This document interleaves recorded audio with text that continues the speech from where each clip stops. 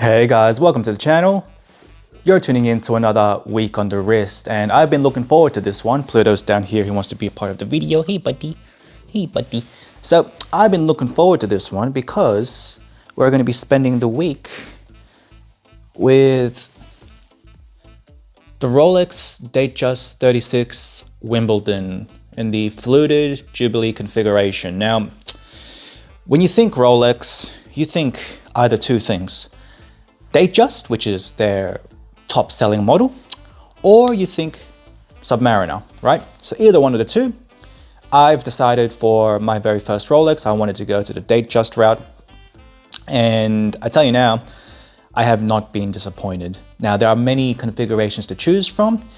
I actually went for a Datejust 41 Smooth Jubilee as my first Datejust, and then I ended up trading that in for this 36 fluted Jubilee, and this is where it's at for me, particularly on my 6.5-inch wrist. Now, when I think about my collection, every piece that I have, I try not to think about it too much, but every piece does serve a purpose. There's a purpose to every piece, and I like to consider this watch to be my aspirational piece, as well as my dressier option, more of a business meeting, formal event kind of watch that I wear. And funnily enough, with my career, I'm forced to be out on the road, meet clients face to face, and I'm actually doing more of that nowadays. And I love doing it. I love my job, and I'm finding myself reaching for this watch in particular. Now, the funny thing about wearing this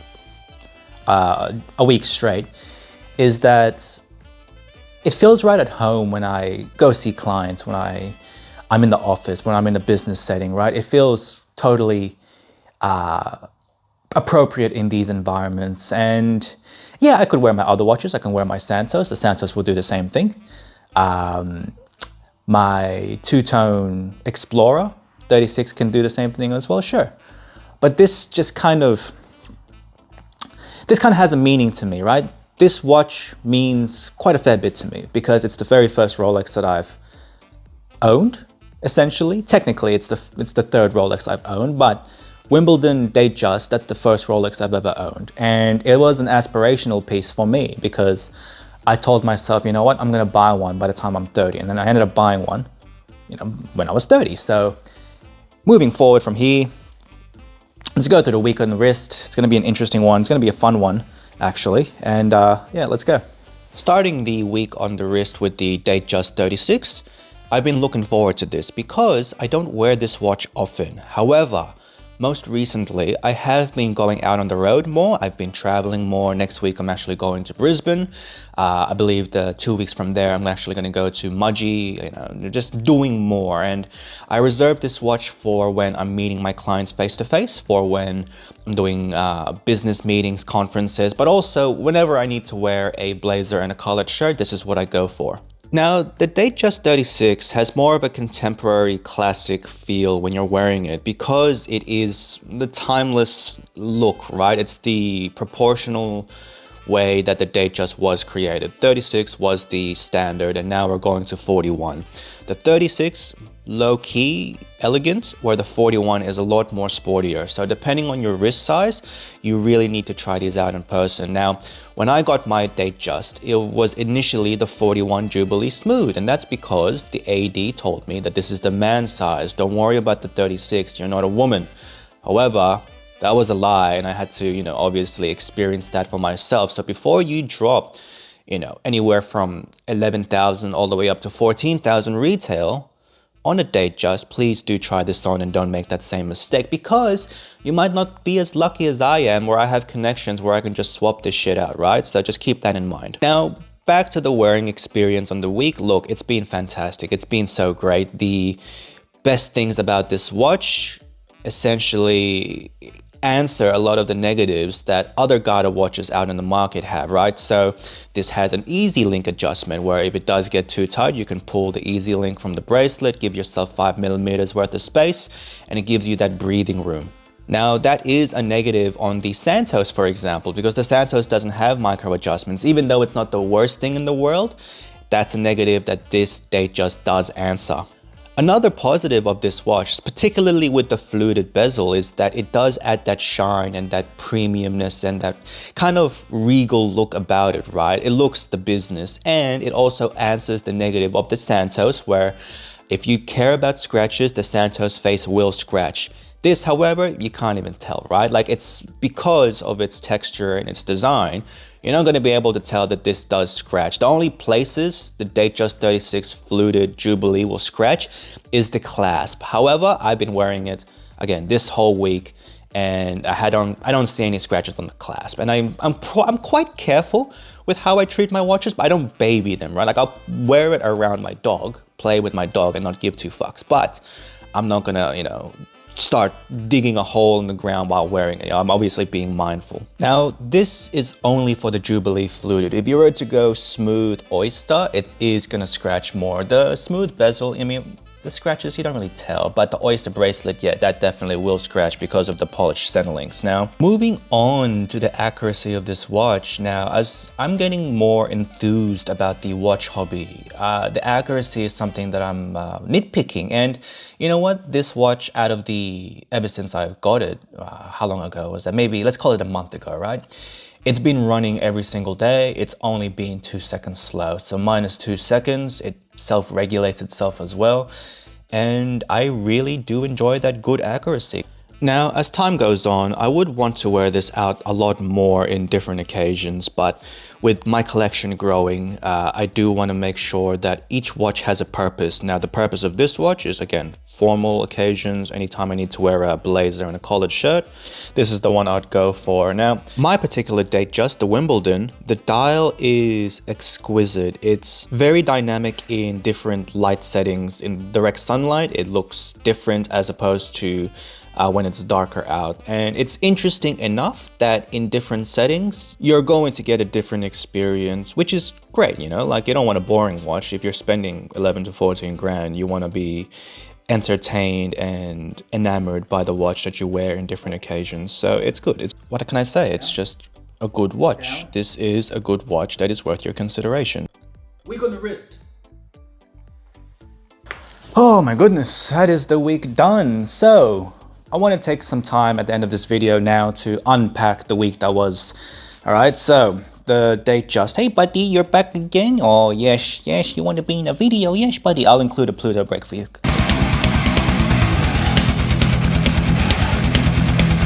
Okay, now Datejust 36. Okay, there's a bit to unpack here. So Rolex is a great brand, and that's because it's the aspirational brand, right? So when you think about success, working towards something, luxury watches, a lot of people, 9 times out of 10, think about Rolex. Like my parents, they're old school. They were born in the 50s, 40s, and 60s as well, maybe. I don't even know how old my parents are, but they know Rolex. So they're the type of old guys, and keep in mind, they grew up in a third world country, but they know what Rolex is. Even coming from a third world country, they know that that's an aspirational piece, and this was an aspirational piece to me. Now, in my industry, Rolex is a dime a dozen, right? My industry, you know what, there's a lot of young guys there. There's a lot of high flyers as well, and it's very common to see younger people succeed very, very easily. Not easily, but quickly, right? I think quickly is a better descriptor. And yeah, they wear Rolexes. It's a dime a dozen, right? So wearing this for the week, it has been noticed. It's definitely been noticed in my job and even in my day-to-day life, right? Now, moving on with my clients, yeah, they noticed it straight away. Funnily enough, my clients all wear Rollies. They all have, Submariners, Yachtmasters. One of them had a Yachtmaster 2, which was strange because that's the first time I ever saw one in person, and they just very dime a dozen. This isn't what it is that a lot of people think it is, right? It's just a watch. And that's a great thing about it, is that once you get one and you get the piece in person, you start to realize, oh, it's just like any other good. It's just fucking expensive, right? And the gray market, the used gray secondary market just sucks, it sucks dick, right? Like this retail, brand new, you're talking about 13,000 Aussie, like around 13 and a half, something like that. Gray market, however, brand new, fuck, you're talking maybe like 19. The cheapest I've seen it for was 17. and you're already paying a premium on top of it, right? So it's one of those pieces that if you can get them at the retail price from the AD, perfect buy. Just go for it, right? Just put your name down to most of the fucking ADs out there, build a relationship. Just if you want to get Datejust, just go out there, put your name out there. Yeah, it's not impossible. You can get one within the year, guaranteed. If you put your name out there and just follow up, you can get one. Now, if you're gonna go secondary, look, it's still worth it.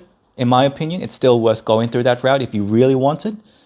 Because at the end of the day, it's just a watch. The value that you pay for it is whatever you feel like it's worth. You know, so if you think it's worth 19 grand, by all means, pay the 19 grand. I'm not gonna personally pay that, but I was lucky. I got my retail and I just swapped my old one for this one, so I got lucky. Now, wearing experience. Wearing experience is great. For my dainty 6.5 inch wrist, I can wear it no problem. It fits tremendously well. And I'm happy that I went with 36 instead of keeping the 41. You know, the 36 for me, it's where it's at. You can see it on my wrist right now. It's magnificent, it's great. There's nothing like it. Comfort-wise, it's great. You know, there's the easy link adjustments. It's, for some reason, it actually fits better than the 41. I don't know if it's a placebo effect, but for me particularly, wearing this has been a lot easier than the 41. Like in the 41, I had to adjust the bracelet like 4 or 5 times. But this one, I just adjusted it once and it's fine. Even with the easy link, see? It's hectic, love it. In terms of durability, look, I don't baby my watches. I take care of my watches, sure, but I don't baby them. And there isn't any noticeable scratches. As a matter of fact, going fluted bezel is probably the better option here because the fluted bezel hides any scratches that the smooth bezel would eventually pick up, right? And my 41, you know, it picked up a few scratches here and there. Otherwise, pristine. The clasp as well, the clasp doesn't have any scratches on it. I don't know if you can see that there, but there's no scratches on it. So durability after this week, yeah, totally fine. I don't do heavy duty stuff, right? I just go to the office, I take public transport, I take a ferry, train. Maybe in the train when it's really busy in the morning, like I'm bumping against stuff here and there because it's busy. And when I'm walking Pluto, his harness has metal bits in it that, you know, scratch the watches that I wear, but I haven't noticeably found any scratches on this, which is great. Now, accuracy, fucking amazing. As soon as I got the watch, I think I got the watch a month-ish ago. And out of that month, it's only been 2 seconds slow and it's like regulating itself, which is great. Accuracy-wise, fine, can't complain. In terms of versatility, look, I'm wearing a long sleeve now. It's just, you know, it's nighttime, I finished work, I finished the week. Being a long work week, wearing it with a long sleeve and trackies, I think it looks fucking sick, casually.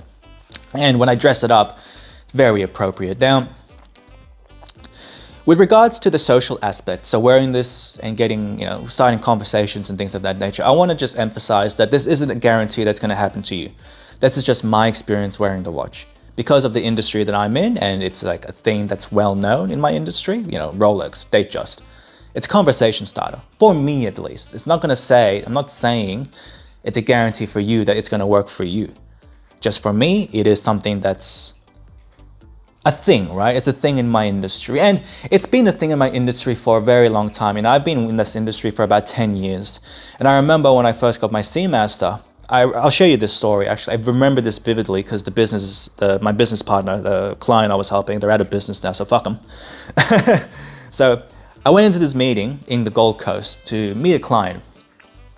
I went with a colleague of mine, and my colleague was like 21 years old. I was like 26 at the time. 21 years old, I was 26. I was the manager, I was the superior or the senior in this matter, right? I was wearing my Seamaster. So I'll go into this guy's office, into his business office, his warehouse with my colleague. Keep in mind, he's like 21. He's wearing a Submariner, right? So he got the Submariner because he did real estate as his first job, sold a few houses, made a lot of money. So he's wearing the Sub, I'm wearing the Seamaster. We go into this, you know, this guy's office. He's wearing a fucking Yachtmaster 2. This is the one I was telling you about, the Yachtmaster 2. So the whole time I was speaking to him, he wasn't looking at me. He was looking at my colleague. So I was like, what the fuck, man? Like, I've come over here from Sydney to present to you, to pitch to you something. You're not even paying attention. You're fucking looking at my colleague. So he's staring at my colleague the whole time. So after we've done the pitch, I've done the pitch, basically said, all right, so what do you think? And he's like, oh, where'd you get the Submariner? My colleague's like, oh, I got it from Melbourne. So I sold a house, got the commission, went down to Melbourne and bought one grey market. And they just started talking about it. So I was there in the corner.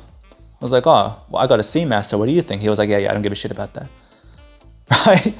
So remember that story vividly, because that's something that's stuck with me in my experience in the industry, and thought to myself, oh, Rolex. I should be having a Rolex to help me in my career. But it's not going to help you in your career. These are superficial things. These are just things. They're adult toys to be used, right? So that's the week on the wrist. Hope I don't want to ramble on too long. So it's been a great experience. If you want to get a one and done watch, I would recommend look into one, right? There's plenty out there in the market. There's plenty in the used and grey market for fair prices as well, in different configurations. Like, if I didn't already have one, fuck, I'd probably get another one, right? I'd probably go Oyster Smooth 41. You can find one for about retail, or maybe even under retail for a good used condition one. So they're great pieces. I highly recommend it. It's been a very enjoyable week in the wrist. As a juxtaposition, the Explorer 36, that was a tiresome one. This one, I'm not tired. I'm not tired of wearing this. So that's it. Hope you guys enjoy. Catch you in the next one.